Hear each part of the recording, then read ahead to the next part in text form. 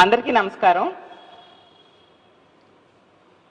మనం చూస్తే ఈ కూటమి అధికారంలోకి వచ్చి 27 నెలలు అయింది. ఈ 27 నెలల్లో మహిళల రక్షణ అనేది పూర్తిగా గాలికి వదిలేశారు. ఇప్పుడు చూస్తే మన ఆంధ్రప్రదేశ్ రాష్ట్రంలో ఉన్న మహిళలకే కాదు, విదేశాల్లో ఉన్న మహిళలకు కూడా వీళ్ళు వేధించే పరిస్థితి మనం చూస్తూ ఉన్నాం. దానికి ముఖ్య కారకులుగా తెలుగుదేశం పార్టీ నాయకులు, తెలుగుదేశం పార్టీ ఎమ్మెల్యేలు, తెలుగుదేశం పార్టీ కార్యకర్తలు, ఇప్పుడు మరీ ఘోరంగా తెలుగుదేశం పార్టీ మంత్రే ఉండడం నిజంగా సిగ్గుచేటు. అంటే వీళ్ళ ఖ్యాతి ఖండాంతరాలు దాటి వెళ్ళింది అనడానికి ఉదాహరణగా నిలిచింది.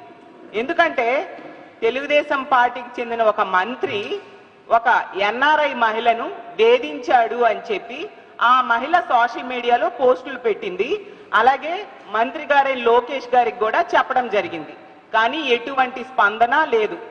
ఆ మంత్రి ఒక కంత్రీలా వ్యవహరించారు, ఈమెకి వేధింపులకు గురి చేశారు అనే విషయం ఆవిడ స్పష్టంగా తన సోషల్ మీడియా పోస్టుల ద్వారా చెప్పడం జరిగింది. అసలు ఈ కూటమి పాలనలో చంద్రబాబు నాయుడు గారి మంత్రివర్గం అది ఒక మంత్రివర్గమా లేదా మహిళల్ని వేధించే వర్గమా అర్థం కాని పరిస్థితిలో ఈరోజు ఉంది. తెలుగుదేశం పార్టీ, టీడీపీ అంటే తెలుగుదేశం పార్టీ కాదు, తెలుగు దుశ్శాసనుల పార్టీ అనేది మరొకసారి నిరూపించబడింది.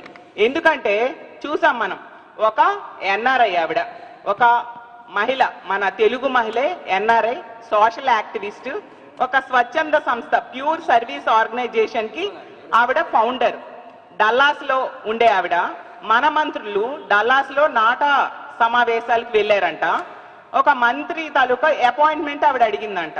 తన సర్వీస్ యాక్టివిటీస్ లో భాగంగా సహాయం కోసం అపాయింట్మెంట్ అడిగితే ఈ మంత్రి గారేమో ఆవిడికి ఒంటరిగా కాఫీ షాప్కి రమ్మని చెప్పడం జరిగిందంట. ఆవిడ టీంతో వస్తానంటే లేదు ఒంటరిగా రండి అని ఇతను చెప్పడం జరిగిందంట.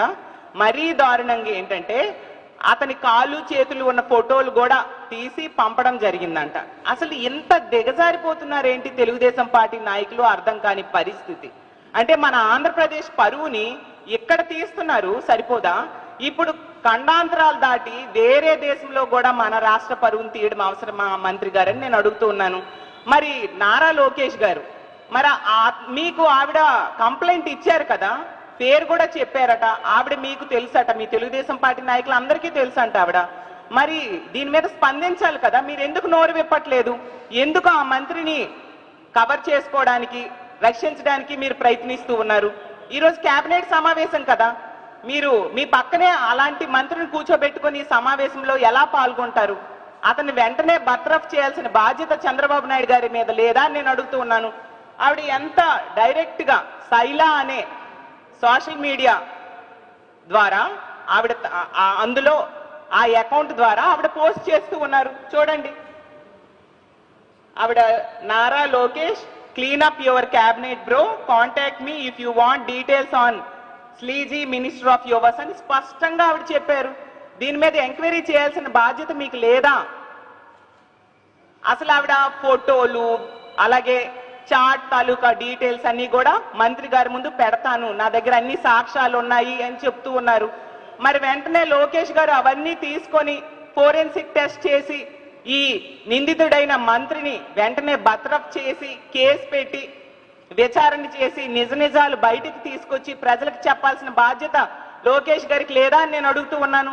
ఇలా వెధవేషాలు వేశాడు మీ మంత్రివర్గంలో ఒక మంత్రి అని ఆవిడ అంత స్పష్టంగా చెప్పాక కూడా మీరు ఎందుకు చర్యలు తీసుకోవట్లేదు?